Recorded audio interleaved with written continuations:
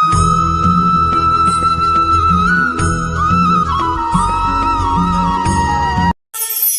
সংসারে ভৌতিক বস্তুরও নিয়তি আছে। যারাই এই সংসারে আসে বা উৎপন্ন হয় তারা কিছুমাত্র সময় পর্যন্তই এখানে থাকতে পারে, আর তারপরে সেও লুপ্ত হয়ে যায়, অর্থাৎ সে নিজেও এই পঞ্চমহাভূতে সমাহিত হয়ে যায়। আমাদের সাথেও ঠিক এটাই হয়।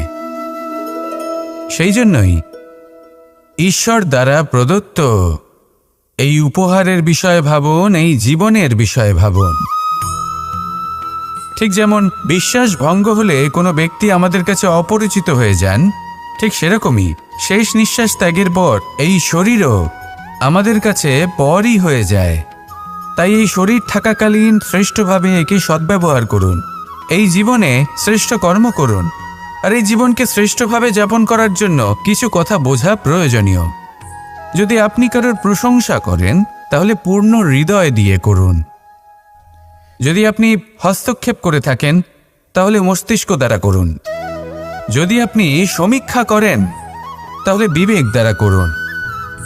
যদি আপনি ধন অর্জন করতে চান তাহলে নীতি অনুসারে চলুন। যদি জীবনযাপন করতে চান তাহলে রীতি মেনে করুন। আর যদি ঈশ্বরের ভজন করতে চান তাহলে ভক্তিভাব নিয়ে করুন। শুধু এই কথা মনে রাখবেন যে আপনার এই জীবন কিন্তু অনিশ্চিত কাল পর্যন্তই আছে। কতক্ষণ আছে সেটা কেউ জানে না। তাই কিছু মুহূর্ত যেটা যাপন করতে আমরা এখানে এসেছি, সেখানে ক্রোধ, অহংকার, ঈর্ষা, এইসব আবেগের কি গুরুত্ব বলুন তো? এগুলো ত্যাগ করুন। মানুষকে ক্ষমা করতে শিখুন। আস্তে আস্তে বিশ্বাস করতে শিখুন। এই সংসারে নিঃস্বার্থভাবে প্রেম করতে শিখুন আর সবার মধ্যে আনন্দ বিতরণ করুন। তাই এই সব গুণ যদি আপনি আত্মসাৎ করতে পারেন তাহলে আপনার জীবনে শুধু আনন্দ এবং আনন্দই বিরাজমান হবে। আসুন আমার সাথে ভালোবেসে বলুন, রাধা রাধা। জল এই পৃথিবীতে বেঁচে থাকার জন্য আবশ্যক তো বটেই, কিন্তু এই জল আমাদের একটা অত্যন্ত গুরুত্বপূর্ণ শিক্ষা প্রদান করে। কখনো এই জলকে দেখেছেন? যে পরিস্থিতিতেই এই জল প্রবাহিত হোক না কেন, এর উপর যা কিছুই প্রভাব থাকুক না কেন, এর পথে যতই বাধা আসুক না কেন, তার মধ্যে থেকে ও নিজের পথ ঠিক বের করে নেয়, কিন্তু নিজের প্রবাহ থামতে দেয় না, ক্রমাগত অগ্রসর হতে থাকে। সেরকমই একটা শিক্ষা যেটা আমরা জল থেকে পেয়ে থাকি তা হলো এটা: আমরা যখন জলের দিকে তাকাই তখন আমরা নিজের প্রতিবিম্ব দেখি, স্পষ্টভাবে দেখতে পাই। কিন্তু তখনই দেখতে পাই যখন এই জল শান্ত থাকে, স্থির থাকে। যদি এই জল অশান্ত হয়ে থাকে, স্থির না হয়, তাহলে আমরা এতে নিজের প্রতিবিম্ব দেখতে পাই না। এটাই আমাদের মনের সাথেও হয়ে থাকে। যখনই জীবনে কোনো সংকট আসে, যদি আমরা শান্ত মনে, স্থির মনে সিদ্ধান্ত নিই, তাহলে সেটা এমন একটা শীতল সিদ্ধান্ত হবে যেটা আমাদের ভবিষ্যৎকে একটা শ্রেষ্ঠ স্থানে নিয়ে যাবে। যদি এই মন অশান্ত হয়, বিচলিত হয়, পীড়িত হয়, দুঃখিত হয়ে থাকে, রুষ্ট হয়ে থাকে, তাহলে অনেক সময় আমরা এমন সিদ্ধান্ত নিই যেটা আমাদের জন্য অনুচিত প্রমাণিত হয়। যখন আপনি ক্রুদ্ধ ছিলেন বা দুঃখের বশে ছিলেন, তখন অনেক সময় হয়তো এমন সিদ্ধান্ত নিয়েছেন যেটার জন্য ভবিষ্যতে আপনি অনুশোচনা করেছেন। এবার দেখুন, এই আবেগগুলো থেকে আমরা পালাতে পারবো না, কিন্তু এই আবেগগুলো আপনার ওপর কতটা প্রভাব ফেলবে সেটা আমরা অবশ্যই ঠিক করতে পারি। এই মনকে আমরা নিয়ন্ত্রণ করতে পারি। এটাই করুন, চিন্তা করুন, এই মনকে শান্ত রাখুন, স্থির হতে চেষ্টা করুন, আর তারপরে সিদ্ধান্ত নিন। আসুন আমার সাথে ভালোবেসে বলুন, রাধা রাধা। আপনি কি কখনো নৌকা যাত্রা করেছেন? করে না থাকলেও নিশ্চয়ই দেখেছেন যে এই জল, যা নিজের অন্তরে সব কিছু সমাহিত করে নিতে পারে, এই নৌকা সেই জলের ওপরেই ভেসে থাকে। নদীর স্রোত কাটিয়ে সে সামনে অগ্রসর হয়। কিন্তু যদি এই নৌকায় কোনো ছিদ্র হয়, তাহলে কিন্তু সেই নৌকা ডুবে যাবে। আর এতে কোনো তফাৎ হবে না যে সেই ছিদ্র ছোট নাকি বড়। নৌকা ডুবে যাবে। এই ছিদ্র হলো আমাদের জীবনে আমাদের অপগুণ, আমাদের দোষ, আমাদের বিকার। কখনো এটা ভাববেন না যে এই দোষ খুবই ছোট, হইতে কিছুই যাবে আসবে না। না, সেই ছোট দোষ, সেই ছোট বিকার যদি সেটাকে শুধরে না নেন, তাহলে সেটা আপনাকে আপনার পতনের দিকে নিয়ে যাবে। শেষ পর্যন্ত এটা আপনার ওপর নির্ভরশীল যে আপনি কি চান। আপনার জীবনের এই নৌকা এভাবেই ডুবে যেতে দেখবেন, নাকি নিজেকে শুধরে নিয়ে সেই নৌকার সেই ছিদ্রটাকে ভরিয়ে তুলতে চাইবেন? নির্বাচন আপনার। আসুন আমার সাথে ভালোবেসে বলুন, রাধা রাধা। আমরা সবাই পাথর দেখেছি, পর্বতও দেখেছি, শুকনো পাতাও দেখেছি, শ্যামল বনানীও দেখেছি। কখনো ভেবেছেন পাথরের অস্তিত্ব কিন্তু ততক্ষণ পর্যন্ত যতক্ষণ সে পর্বতের গায়ে আটকে থাকে। যখন সেই পর্বত থেকে সেই পাথর ভিন্ন হয়ে যায় ও নিজের অস্তিত্ব হারিয়ে ফেলে। আস্তে আস্তে কখনো পাথর কেটে বা কখনো পিষ্ট হয়ে সেই পাথর আস্তে আস্তে মাটিতে পরিণত হয় এবং পূর্ণরূপে নিজের অস্তিত্ব হারিয়ে ফেলে। এটাই পাতার সাথেও হয়। এই পাতা যতক্ষণ গাছের ডালের সাথে যুক্ত ততক্ষণ তার অস্তিত্ব থাকে। যখনই ডাল থেকে বিচ্ছিন্ন হয় সেও নিজের অস্তিত্ব হারিয়ে ফেলে। আর এটাই আমাদের সাথেও হয়। যতক্ষণ আমরা নিজেদের আপনজনের সাথে যুক্ত থাকি আমাদের অস্তিত্ব বজায় থাকে। যখন আপনজনদের সাথে সম্পর্ক ছিন্ন করি তখন আমরাও আমাদের অস্তিত্ব হারিয়ে ফেলি। এবার এই সংসারের প্রত্যেক ব্যক্তি স্বতন্ত্র থাকতে চান, আর অনেক ব্যক্তি স্বতন্ত্র থাকবেন বলে আপনজনদের দূরে করে দেন আর তাদের সাথে এই সম্পর্ক ছিন্ন করেন। এটা কি সত্যি প্রয়োজন? আপনজনদের সাথে সম্পর্ক ছিন্ন করে নিজের অস্তিত্ব হারিয়ে ফেলা প্রয়োজনীয়, নাকি আপনজনদের সাথে সম্পর্ক বজায় রেখে নিজেদের স্বতন্ত্র করে রাখা সেটা আবশ্যক? নির্বাচন আপনারই। আসুন আমার সাথে ভালোবেসে বলুন, রাধা রাধা। আমরা প্রত্যেকেই অবশ্যই এমন সময় দেখেছি যখন অনেকগুলো সমস্যা একসাথে আমাদের জীবনে এসে পড়ে। সমস্যা আমাদের প্রত্যেকের জীবনেই থাকে। আমরা তার সমাধান খুঁজতে চেষ্টা করি, কখনো সমাধান খুঁজে পাই, আবার কখনো যতই চেষ্টা করি না কেন কোনো সমাধান খুঁজেই পাই না। আর যখন এটা হয় তখন মানুষ অত্যন্ত বিচলিত হয়ে পড়েন। নিজের আত্মীয় স্বজন, নিজের বন্ধু বা সংসার, এদের ওপরে এই দোষ চাপিয়ে দেন যে এদের জন্যই এই সমস্যা এসেছে। এবার যদি আমি আপনাকে কোনো পরামর্শ দিই তাহলে এটাই বলবো যে দৃষ্টিভঙ্গি পাল্টে দেখুন। এই দৃষ্টিভঙ্গি দিয়ে দেখুন যে এই সংসারে যে সমস্যায় আসুক না কেন তার জন্য কেউ দোষী নয়, না আপনি না অন্য কেউ। এই পুরো খেলাটাই আপনার মানসিকতা, আপনার দৃষ্টিভঙ্গির, আপনার মনের। কিভাবে বোঝাচ্ছি? যখন আমাদের মন শক্ত থাকে তখন কঠিন থেকে কঠিনতর পরিস্থিতিও আমাদের জীবনে খুব বেশি হলে প্রতিস্পর্ধা হয়ে থেকে যায়। সেখানে যদি আমাদের মন দুর্বল থাকে তখন অল্প কঠিন পরিস্থিতিও আমাদের কাছে খুব বড় সমস্যা হয়ে যায়, তাই না? একটা শক্ত মন কঠিন পরিস্থিতিকে প্রতিস্পর্ধা হিসেবে দেখে আর তার মধ্যে ওটা সুযোগ খুঁজে নেয়। আমাদের শুধু এটাই করতে হবে। এই সংসারে অন্য কাউকে দোষী মনে করলে আপনার সমস্যা দূর হয়ে যাবে না। সেই জন্য এই সংসারকে দোষ দেওয়ার বদলে এই সমস্যার মূলে চলে যান, সেটাকে বুঝুন, নিজের এই মনকে শক্ত করে তুলুন। যদি আপনার মন শক্তিশালী হয় তাহলে এই সংসারে অনেক বড় বড় কঠিন থেকে কঠিনতর পরিস্থিতিও যদি আসে, আপনার জীবনে যতই বড় বড় সমস্যা আসুক না কেন আপনার লক্ষ্য লাভে বাধা দিতে পারবে না। আসুন আমার সাথে ভালোবেসে বলুন, রাধা রাধা। কখনো এই প্রকৃতির দিকে তাকিয়ে থাকবেন। এই প্রকৃতি অনেক ধরনের শিক্ষা দেয়।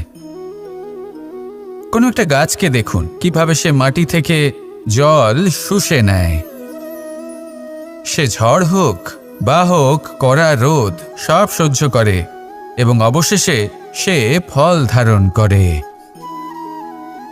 আর সেই ফল উৎপন্ন করার পরে সে ফল কিন্তু সে নিজে গ্রহণ করে না, এই সংসারকে প্রদান করে, যাতে পশু পাখি মানুষ তারা এই ফল গ্রহণ করে শক্তিশালী হয়ে উঠতে পারে, সুস্থ থাকতে পারে। সেভাবেই নদী, সরোবর এরা নিজেরাও কিন্তু নিজেদের জল গ্রহণ করে না, মাটিকে প্রদান করে, পশু পাখিকে প্রদান করে। সূর্য নিজেও নিজের জন্য প্রজ্বলিত হয় না, সে প্রকাশ ছড়িয়ে দিতে চায় আমাদের সবার কাছে, সে আলো পৌঁছে দিতে চায়। এই প্রত্যেকের কর্মে পরমার্থ নিহিত আছে, আর সেই জন্যই এদের সকলকে পুজো করা হয়। তাই মনে রাখবেন, আপনার কাছে জীবন যাপনের অতিরিক্ত যা কিছুই আছে তা পরমার্থের জন্য। তাহলে তার সদ্ব্যবহার করুন আর আমার সাথে ভালোবেসে বলুন, রাধা রাধা। পরিবর্তন, এটা হলো সৃষ্টির অমূল্য নিয়ম। এই সংসারে সবকিছু সময়ান্তরে পরিবর্তিত হয়, এই সময়ও পরিবর্তিত হয়। পরিবর্তন চিরকাল হয়ে এসেছে আর চিরকাল হতে থাকবে। কিন্তু এবার আমরা সেই পরিবর্তন কিভাবে লাভ করব, যেটা আমাদের প্রয়োজন, যেটা আমরা চাই। আমরা জীবনে বিকাশ চাই। এই বিকাশ কিভাবে লাভ করতে পারি? এই প্রকৃতি কিন্তু আমাদের অত্যন্ত উত্তম উদাহরণ দিয়ে বুঝিয়েছে। একটি বিন্দুর উদাহরণ দিয়েছে, যা ভবিষ্যতে একটা বিশাল নদীর আকার ধারণ করে। এটা কিভাবে হয়? মেঘ থেকে একটি বিন্দু ঝরে পড়ে সেই পর্বতের ওপর যেখানে হিম আছে। সেই হিমের সংস্পর্শে আসা মাত্র সেই বিন্দুর সাথে আরও বেশ কিছু বিন্দু যুক্ত হয়। তারপর তারা অগ্রসর হয়, আরও কিছু বিন্দু যুক্ত হয়, আস্তে আস্তে একটা ক্ষীণ ধারার রূপ ধারণ করে। এবং সেটাই ভবিষ্যতে আরও এগোতে থাকে। অনেকটা যাওয়ার পর যখন অনেক সংখ্যক বিন্দু একসাথে যুক্ত হয়, তখন সেটা বিশাল নদীর আকার ধারণ করে। এবার আমরা মানুষ বলে আমাদের সাথে এই নিয়মের অন্যথা হয় তা নয়। আমরাও এই প্রকৃতির অংশ, আমাদের ক্ষেত্রেও একই নিয়ম প্রযোজ্য। যখন পরিশ্রম করে অনেক সংখ্যক বিন্দু আমরা একত্রিত করব, তখনই পরিবর্তনের নদী প্রবাহিত হবে। প্রয়োজন হল নিরন্তর পরিশ্রম করা এবং ধৈর্য ধরা। এটা করতে থাকুন, জীবনে সব কিছু লাভ করতে পারবেন। কারণ প্রকৃতি আমাদের এটাই শিখিয়েছে, আর আমরা এই ব্রহ্মরই একটি অংশ, যার দ্বারা এই ব্রহ্মাণ্ড নির্মিত। আসুন আমার সাথে ভালোবেসে বলুন, রাধা রাধা। প্রত্যেক মানুষ নিজের জীবনে দুঃখ অনুভব করেন। প্রত্যেকের দুঃখ আলাদা হতে পারে। কারোর মনে এই দুঃখ থাকে যে সে তার বাবা মায়ের সব ইচ্ছে পূরণ করতে পারেননি। কেউ এটা ভেবে দুঃখ পান যে সে চিরকাল সদাচার করেছেন, সৎকর্ম করেছেন, কিন্তু তাও তাকে দুরাচারী বলে মনে করা হয়। কেউ এটা ভেবেও দুঃখ পান যে তার সামনে যে ব্যক্তি রয়েছেন তার চোখে তিনি শত্রু হয়ে উঠেছেন বা দুষ্ট হয়ে উঠেছেন, যেখানে তিনি হয়তো কোনো অনুচিত কাজই করেননি। এবার এই সমস্ত বিষয় নিয়ে ভেবে নিজের ব্যক্তিত্ব নিয়ে সন্দেহ প্রকাশ করবেন না। যদি নিজের ব্যক্তিত্ব নিয়ে কোনো সন্দেহ থেকে থাকে, তাহলে কর্ম সংক্রান্ত প্রশ্ন করুন যে আপনি যা করেছেন তাতে কি উচিত ছিল, কি অনুচিত ছিল। যেটা প্রয়োজন সেটা এটা বোঝার যে আপনার অন্তর্মন, আপনার বিবেক আপনাকে কি বলছে, আর আপনার অন্তর্মন আর আপনার বিবেক আপনাকে যেটা করতে বলবে শুধু সেটাই করুন। আর তারপরে এই সংসার কি বলবে, কি ভাববে, সেসব নিয়ে ভাবতে যাবেন না। কারণ এই সংসার তো ঈশ্বরকেও প্রশ্ন করে থাকে, ঈশ্বরকেও দোষী মনে করে। কখনো কখনো যখন কোনো ঘটনা মানুষের ইচ্ছা অনুযায়ী ঘটে না, তখন মানুষ এটা বলে যে, হে ঈশ্বর, আপনি আমার পাশে থাকলেন না, আপনি বড়ই কঠোর, এটা আপনার দোষ। যেখানে বেশিরভাগ সময় হয়তো সে নিজেই নিজের কর্মফল ভোগ করছে। আর কখনো কখনো ঈশ্বর হয়তো তার জন্য আরও ভালো কোনো পরিকল্পনা করে রেখেছেন, কিন্তু মানুষ সেটা বুঝতে পারে না। তাই দিনের শেষে যেটা প্রয়োজন সেটা হলো নিজের মনের কথা বুঝতে হবে। আপনার বিবেক কি বলছে শুধু সেটাই করুন। আর সামনে এগোতে থাকুন। আমার সাথে ভালোবেসে বলুন, রাধা রাধা। পাশা নামক এই খেলাটি আপনারা নিশ্চয়ই খেলেছেন। না খেলে থাকলে দেখেছেন, আর যদি দেখেও না থাকেন তাহলে নিশ্চিত রূপে শুনেছেন। মহাভারতের এই মহাযুদ্ধ কোথাও না কোথাও এই পাশা নামক খেলার কারণে হয়েছিল। পাশার এই বিচিত্র খেলা, দান, এইসবের কারণে কেউ নিজের মাথায় রাজমুকুট পরিধান করেছিলেন, আবার সেখানে পরাজিত হওয়ার জন্য কাউকে বনবাস ভোগ করতে হয়েছিল। কিন্তু এই খেলা সমাপ্ত হওয়ার পরে সমস্ত ঘটি আর এই পাশার ছক একই পুটলিতে স্থান পেল। এটাই হলো আমাদের জীবন। এই সংসারে আমরা জয় পরাজয়ের বিষয়ে এতটাই ভাবি, এত চিন্তা করি যে এই জীবনের খেলার আনন্দটাই উপভোগ করতে পারি না। আর অবশেষে কি হয়? কেউ জয়ী হন, কেউ পরাজিত হন, কিন্তু দুজনেই একই স্থানে পৌঁছে যান। প্রত্যেক ব্যক্তি মৃত্যুর পরে একটি নির্দিষ্ট স্থানেই পৌঁছতে বাধ্য, কিন্তু ততক্ষণ এই জীবন, এই খেলা, তার আনন্দ উপভোগ করুন। এই সংসারে সেই ব্যক্তি শ্রেষ্ঠ স্থানে পৌঁছতে পেরেছেন যিনি এই সংসারকে প্রকাশ প্রদান করেছেন, যিনি কখনো জয় পরাজয় এ বিষয়ে ভাবেননি, শুধু এই জীবনের খেলার আনন্দ উপভোগ করেছেন। এটাই আপনিও করুন আর আমার সাথে ভালোবেসে বলুন, রাধা রাধা। আমরা সকলে সামাজিক জীব। মানুষের সাথে দেখা সাক্ষাৎ করা এটা চিরকালই চলতে থাকে। আমরা কখনো কাউকে উপহার দিই, আবার কখনো কেউ আমাদের উপহার দেয়। কখনো কি এমন হয়েছে যে আপনি কাউকে একটা উপহার দিয়েছেন, কিছু সময় পরে বা কিছু মাস পরে সেই উপহারই ঘুরে ফিরে আপনার কাছেই এসেছে, অর্থাৎ সেই বস্তুটাই আপনার কাছে আবার ফিরে এলো? এরকম হয়। ছেলেবেলায় একদিন একজনের বিবাহ ছিল, তখন মা তাকে একটা উপহার দিতে চাইছিলেন, তাই তিনি একটা পোশাক বানালেন আর সেটাকে সুসজ্জিত করছিলেন। আমি দেখলাম আর জিজ্ঞেস করলাম যে, মা, এই পোশাক এত সুসজ্জিত করার কি আছে? তখন মা বললেন যে, কানাই, কখনো কাউকে এমনই উপহার দেবে, এমন প্রকারে দেবে যে সেটা যদি আবার ঘুরে ফিরে তোমার কাছে ফিরে আসে তাহলে যেন তোমার খারাপ না লাগে। এটাই কিন্তু হয় আমাদের ব্যবহারের সাথে, কর্মের সাথেও এবং আমাদের কথার সাথেও। তেমনই আচরণ করবেন যে আচরণ আপনি সহ্য করতে পারবেন। যদি মুখ থেকে কটু কথা বেরোতে থাকে তখন নিজেকে সংযত করে নিন। সেই শব্দই প্রয়োগ করুন যেটা আপনি তার বদলে শুনতে চাইবেন এবং আপনার দুঃখও হবে না, কারণ আপনার কর্ম এমন একটা উপহার যেটা আবার ঘুরে ফিরে ফলস্বরূপ আপনার কাছেই আসবে। সেই জন্য নিজের আচরণ শুভ করুন, নিজের মানসিকতা শুভ করুন, নিজের মুখ থেকে মধুর বাণী নিঃসৃত করুন আর এভাবে মধুরভাবে বলুন, রাধা রাধা। এই সংসারে একটা শব্দ আছে যার বিষয়ে মানুষ অত্যাধিক চিন্তা ভাবনা করে, আর সেই শব্দ হলো অস্তিত্ব, পরিচয়। প্রত্যেক ব্যক্তি এই সংসারে নিজের অস্তিত্ব গড়তে চায়, আর ছোট থেকে এটাই হয়। যখন আমরা শ্রেণীকক্ষে যাই, পড়তে যাই, তখন আমরা এটাই ভাবি যে আমরা নিজেদের অস্তিত্ব গড়ব, সুনাম অর্জন করব। সকল ব্যক্তি যাতে এটাই বলে যে এই হলো সর্বশ্রেষ্ঠ ছাত্র, আর এটাই আমাদের পরিচয়। কার্যক্ষেত্রেও আমরা ঠিক এটাই চেষ্টা করি, পরিশ্রম করতে থাকি এবং ভবিষ্যতে গিয়ে আমরা নিজেদের পরিচয় খুঁজে পাই। পরিচয়ের সাথে সাফল্য আসে, আর সাফল্যের সাথে আসে অস্তিত্ব। আর যখন এই দুটি সংযুক্ত হয় তখন মানুষ অসফলতার কথা ভেবে ভয়ভীত হয়ে পড়ে, আর এটা ভাবতে থাকে যে যদি আমি অসফল হই তাহলে সেই পরিচিতির কি হবে, সেই নামের কি হবে, সেই সব কিছু যে আমি অর্জন করেছি তার কি হবে।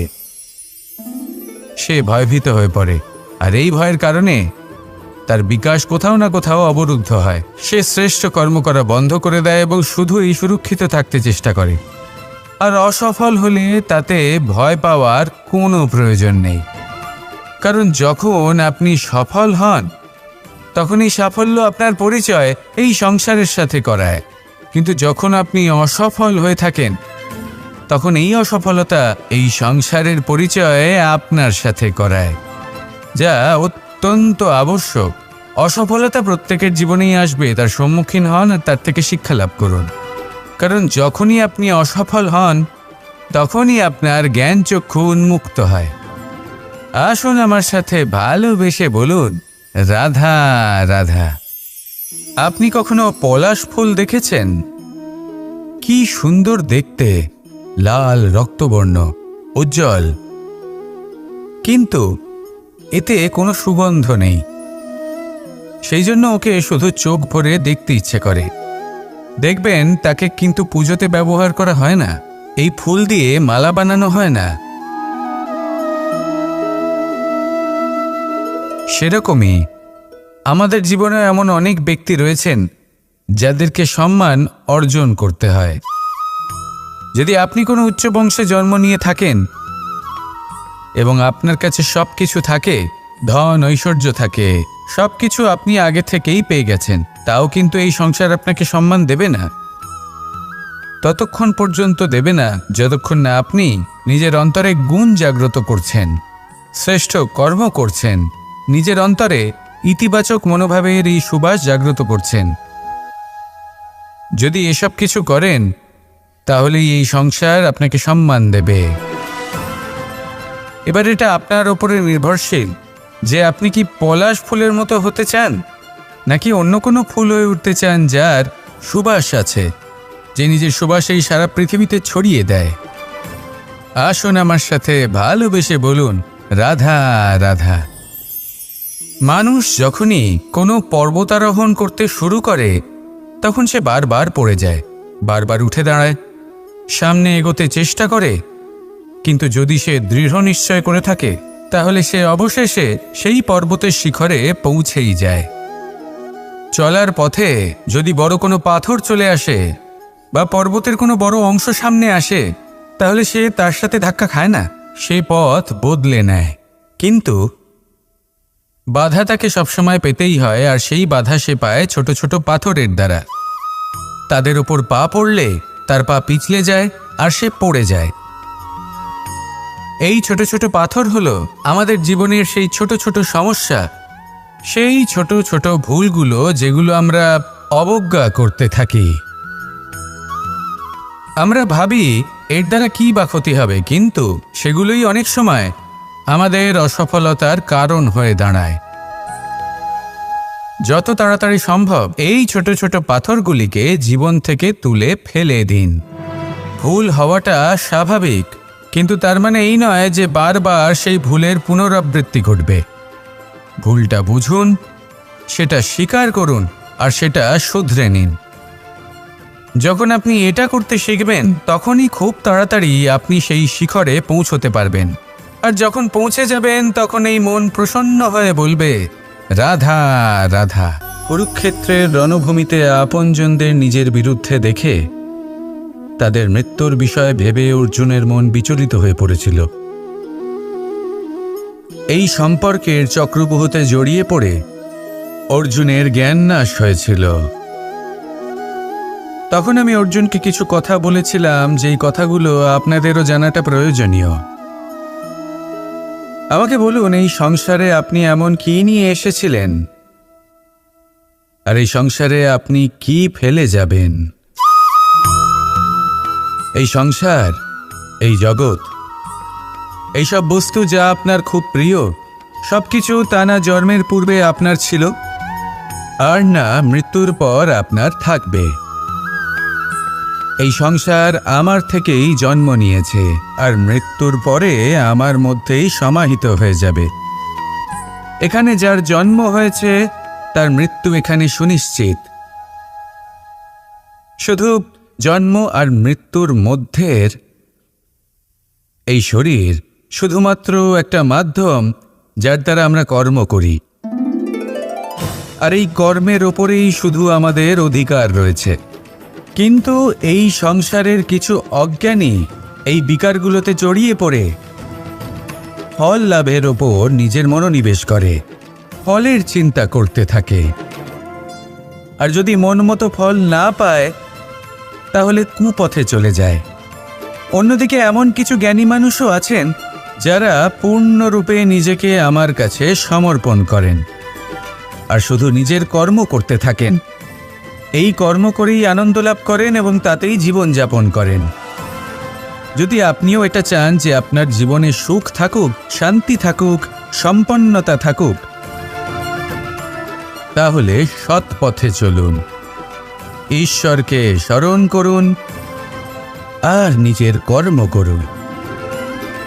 আসুন আমার সাথে ভালোবেসে বলুন, রাধা রাধা। গোবর্ধন পর্বতের সাথে আমার সম্পর্ক কেমন আপনারা জানেন। অনেকদিন আগে যখন আমি ছোট ছিলাম, একদিন আমি আর বাবা গোবর্ধন পর্বতে ওঠার চেষ্টা করছিলাম। আমি ক্লান্ত হয়ে পড়লাম আর আমি বাবাকে বললাম যে বাবা, আমাকে আর কতটা উপরে উঠতে হবে, আর ক পা যেতে হবে, আর কত উঁচুতে উঠতে হবে, আর কত সময় লাগবে। তখন বাবা হাসলেন। উনি আমার কাঁধে হাত রাখলেন আর আমাকে বললেন যে এটা আন্দাজ করতে যেও না যে আর কত সময় লাগবে, এটা মাপতে যেও না যে আর ক পা সামনে এগোতে হবে। শুধু এই যাত্রাপথের আনন্দ উপভোগ করো আর সামনে এগোতে থাকো। যদি এটা করতে পারো তবেই নিজের লক্ষ্য লাভ করতে পারবে। এটা কিন্তু আমাদের জীবনের সাথেও ঘটে। আমরা চিন্তিত হয়ে পড়ি যে এখনো আর কতটা সামনে এগোতে হবে, আর কতটা চেষ্টা করতে হবে, কতটা পরিশ্রম করতে হবে, আর কত সময় লাগবে নিজের লক্ষ্যে পৌঁছতে। এই চিন্তা ত্যাগ করুন, নিজের দৃষ্টিভঙ্গি পাল্টান আর এটা ভাবুন যে আরো কত শ্রেষ্ঠ কর্ম করতে পারি সামনে এগোনোর জন্য, আর কত তীব্র গতিতে আমি সামনে এগোতে পারবো। সামনে অগ্রসর হওয়ার এই যে যাত্রা বড়ই সুন্দর, এটার আনন্দ উপভোগ করুন। বাবার এই শিক্ষার কারণে আমি গোবর্ধন পর্বত হাতে তুলতে পেরেছি। দিনের শেষে এটা আপনার উপর নির্ভর করছে যে নিজের পর্বতরূপী লক্ষ্যকে আপনি নিজের হাতের মুঠোয় ধরে রাখতে পারবেন নাকি নয়। আসুন আমার সাথে ভালোবেসে বলুন, রাধা রাধা। আর বিশ্বাস, এই দুই আবেগ যাদের বিশেষত্ব আছে, কিন্তু এই দুইয়েরই স্থান একই, মন। বিশ্বাস আর সন্দেহ এই দুটোই কখনো আমাদের দুঃখের কারণ হয়ে দাঁড়ায়, বিশেষ করে তখন যখন আমরা কোনো ব্যক্তির চরিত্রের আকলন উচিতভাবে করতেই পারি না। আর তাছাড়া এই কাজটা সহজ নয়। আমরা কখনো কখনো কোনো অনুচিত ব্যক্তিকে উচিত বলে ভেবে বসি, তার উপর বিশ্বাস করে ফেলি, আর ফলস্বরূপ সেই ব্যক্তি আমাদের বিশ্বাস ভঙ্গ করে বসেন আর আমাদের দুঃখের সম্মুখীন হতে হয়। ঠিক সেইভাবেই কখনো কখনো আমরা এমন কোনো ব্যক্তির উপর সন্দেহ করি যে হয়তো পূর্ণরূপে পূর্ণ নিষ্ঠা ভরে আমাদের মঙ্গল কামনাই করেছেন, এমন একজন ব্যক্তি যে সত্যি বিশ্বাসের পাত্র। আর যখন সেই ব্যক্তি এটা জানতে পারেন যে আমরা তাকে নিয়ে সন্দেহ করেছি, খুবই স্বাভাবিক তিনি দুঃখী হয়ে যান। এমন কোনো ব্যক্তিকে দুঃখ দিলে আমাদের মনও দুঃখী হয়ে যায়। তখন আমরা এটা ভাবি যে এই সংসারে আমরা কার উপর আস্থা রাখব আর কাকেই বা সন্দেহ করব। এর উত্তর হলো সময়। এই সংসারে কোনো ব্যক্তির চরিত্র যাচাই করা সবথেকে কঠিন কাজ, সেটা সময় নিয়ে করুন। কোনো ব্যক্তিকে যদি আপনি বুঝতে চান, তাকে পরখ করে দেখতে চান, তাহলে তার সাথে যতটা সম্ভব সময় অতিবাহিত করুন। এই সময় আপনার সামনে সেই ব্যক্তির এমন কিছু দিক তুলে ধরবে যা আর কোনোভাবে আপনি দেখতে পাবেন না। তারপর কি, সময়ের সাথে আপনি জানতে পেরে যাবেন যে এই ব্যক্তি, তার উপর বিশ্বাস করা উচিত নাকি অনুচিত। শুধু এভাবেই যাচাই করুন আর আমার সাথে ভালোবেসে বলুন, রাধা রাধা। এই সংসারে প্রত্যেকটি ব্যক্তির নিজস্ব বিশেষত্ব আছে, আর এই বিশেষত্ব কারোর কাছে শক্তির সমান, কারোর কাছে দুর্বলতা, তা সে মানুষই হোক বা পশু পাখিই হোক না কেন। যেমন মাছ নিজের সমগ্র জীবন জলের মধ্যেই যাপন করতে পারে, কিন্তু সে বনের মধ্যে ছুটতে পারবে না। সেখানে সিংহকে বনের রাজা বলা হয়, কিন্তু সে তার আধিপত্য জলে স্থাপন করতে পারবে না। যদি এই সিংহ মাছকে এই প্রতিস্পর্ধা জানায় যে তুমি বনের মধ্যে এসে আমার সম্মুখীন হও, তাহলে সেটা অনুচিত হবে। সেটা মাছের দুর্বলতা নিয়ে উপহাস করার মতোই হবে। এবার সংসার এটা দেখে যিনি দুর্বল তার পরিস্থিতি দেখেও হাসবে আর আপনার মূর্খামি দেখেও উপহাসই করবে। সেই জন্য নিজের জীবনে সব সময় যদি নিজের তুলনা করতে হয় তাহলে সেই ব্যক্তির সাথে করুন যে বল, স্থান এবং ধন এই তিন দিকে আপনার সমতুল্য, কারণ সেক্ষেত্রে দুজনেই উচিত শিক্ষা লাভ করবেন। যদি এমন কোনো ব্যক্তি থাকেন যিনি আপনার থেকে শক্তিশালী কিন্তু তিনি আপনাকে দুঃখ দেওয়ার চেষ্টা করছেন, তাহলে এটা জেনে রাখবেন যে মানুষ কিন্তু সেই গাছেই পাথর ছুঁড়ে মারে যার ফল অত্যন্ত সুমধুর হয়ে থাকে। আর যদি আপনি বেশি শক্তিশালী হন তাহলে অহংকার করবেন না। এটা মনে রাখবেন, অনেক বড় বড় পাথরও জলে ডুবে গিয়ে নিজের অস্তিত্ব হারিয়ে ফেলেন। নিজের শক্তি সম্পর্কে সচেতন হন, সবাইকে ভালোবাসুন, সবাইকে সাহায্য করুন আর আমার সাথে ভালোবেসে বলুন রাধা রাধা। এই সংসারে ভৌতিক বস্তুরও নিয়তি আছে। যারাই এই সংসারে আসে বা উৎপন্ন হয় তারা কিছুমাত্র সময় পর্যন্তই এখানে থাকতে পারে, আর তারপরে সেও লুপ্ত হয়ে যায়, অর্থাৎ সে নিজেও এই পঞ্চমহাভূতে সমাহিত হয়ে যায়। আমাদের সাথেও ঠিক এটাই হয়। সেই জন্যই ঈশ্বর দ্বারা প্রদত্ত এই উপহারের বিষয়ে ভাবুন, এই জীবনের বিষয়ে ভাবুন। ঠিক যেমন বিশ্বাস ভঙ্গ হলে কোনো ব্যক্তি আমাদের কাছে অপরিচিত হয়ে যান, ঠিক সেরকমই শেষ নিঃশ্বাস ত্যাগের পর এই শরীরও আমাদের কাছে পরই হয়ে যায়। তাই এই শরীর থাকাকালীন শ্রেষ্ঠভাবে একে সদ্ব্যবহার করুন, এই জীবনে শ্রেষ্ঠ কর্ম করুন। আর এই জীবনকে শ্রেষ্ঠভাবে যাপন করার জন্য কিছু কথা বোঝা প্রয়োজনীয়। যদি আপনি কারোর প্রশংসা করেন তাহলে পূর্ণ হৃদয় দিয়ে করুন। যদি আপনি হস্তক্ষেপ করে থাকেন তাহলে মস্তিষ্ক দ্বারা করুন। যদি আপনি সমীক্ষা করেন তাহলে বিবেক দ্বারা করুন। যদি আপনি ধন অর্জন করতে চান তাহলে নীতি অনুসারে চলুন। যদি জীবনযাপন করতে চান তাহলে রীতি মেনে করুন। আর যদি ঈশ্বরের ভজন করতে চান তাহলে ভক্তিভাব নিয়ে করুন। শুধু এই কথা মনে রাখবেন যে আপনার এই জীবন কিন্তু অনিশ্চিত কাল পর্যন্তই আছে। কতক্ষণ আছে সেটা কেউ জানে না। তাই কিছু মুহূর্ত যেটা যাপন করতে আমরা এখানে এসেছি সেখানে ক্রোধ, অহংকার, ঈর্ষা এইসব আবেগের কি গুরুত্ব বলুন তো? এগুলো ত্যাগ করুন। মানুষকে ক্ষমা করতে শিখুন, আস্তে আস্তে বিশ্বাস করতে শিখুন। এই সংসারে নিঃস্বার্থভাবে প্রেম করতে শিখুন আর সবার মধ্যে আনন্দ বিতরণ করুন। তাই এই সব গুণ যদি আপনি আত্মসাৎ করতে পারেন তাহলে আপনার জীবনে শুধু আনন্দ এবং আনন্দই বিরাজমান হবে।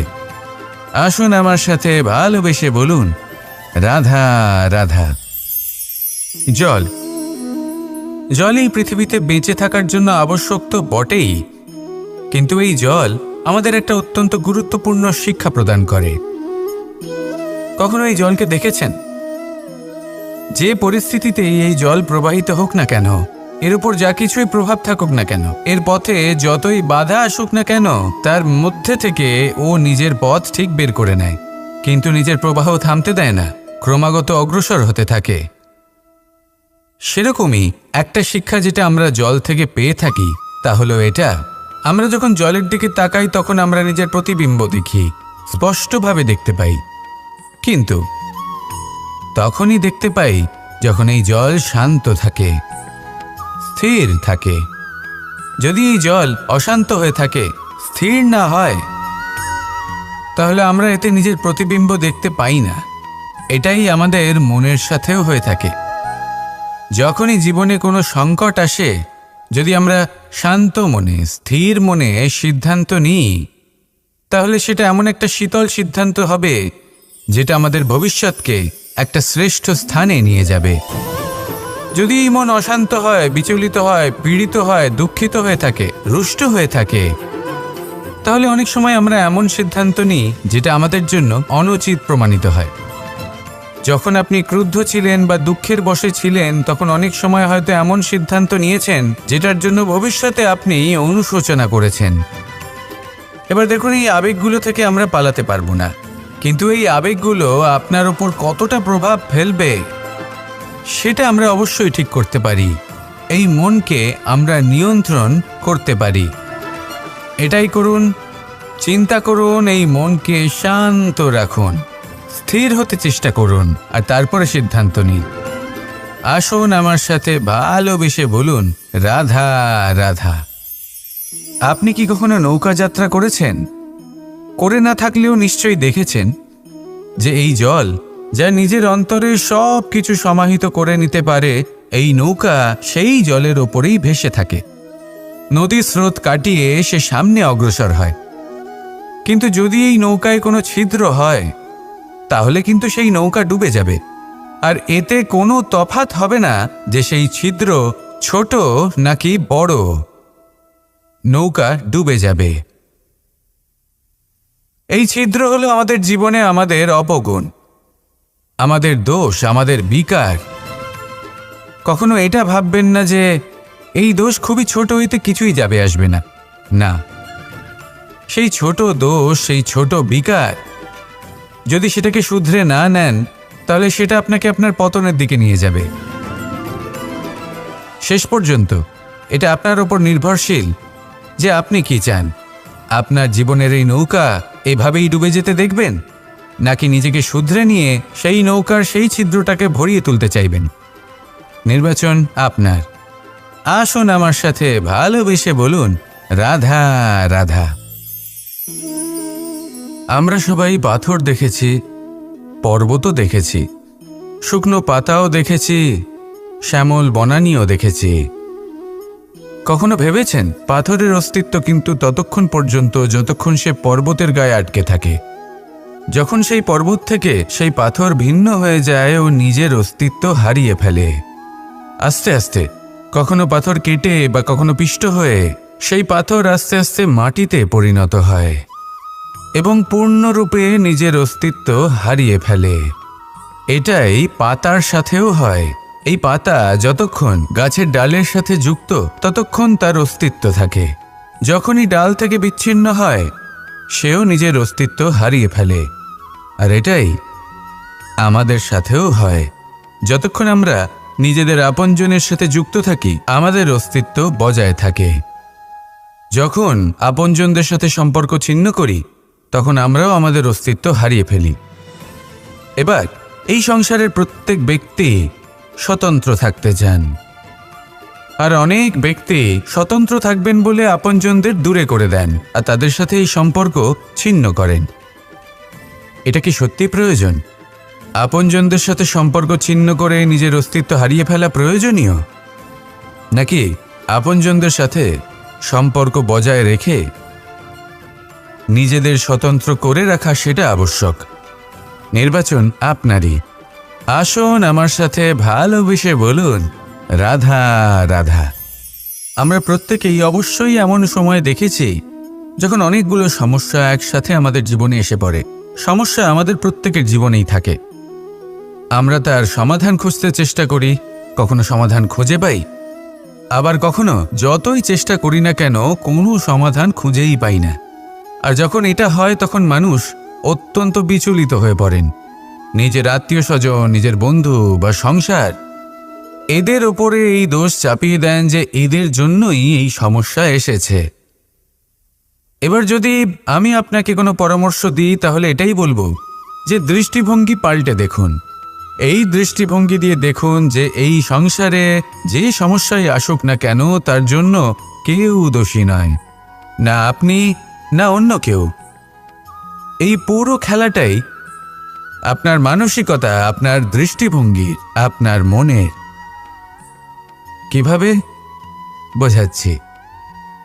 যখন আমাদের মন শক্ত থাকে, তখন কঠিন থেকে কঠিনতর পরিস্থিতিও আমাদের জীবনে খুব বেশি হলে প্রতিস্পর্ধা হয়ে থেকে যায়। সেখানে যদি আমাদের মন দুর্বল থাকে, তখন অল্প কঠিন পরিস্থিতিও আমাদের কাছে খুব বড় সমস্যা হয়ে যায়, তাই না? একটা শক্ত মন কঠিন পরিস্থিতিকে প্রতিস্পর্ধা হিসেবে দেখে আর তার মধ্যে ওটা সুযোগ খুঁজে নেয়। আমাদের শুধু এটাই করতে হবে। এই সংসারে অন্য কাউকে দোষী মনে করলে আপনার সমস্যা দূর হয়ে যাবে না। সেই জন্য এই সংসারকে দোষ দেওয়ার বদলে এই সমস্যার মূলে চলে যান, সেটাকে বুঝুন, নিজের এই মনকে শক্ত করে তুলুন। যদি আপনার মন শক্তিশালী হয় তাহলে এই সংসারে অনেক বড় বড় কঠিন থেকে কঠিনতর পরিস্থিতিও যদি আসে, আপনার জীবনে যতই বড় বড় সমস্যা আসুক না কেন আপনার লক্ষ্য লাভে বাধা দিতে পারবে না। আসুন আমার সাথে ভালোবেসে বলুন, রাধা রাধা।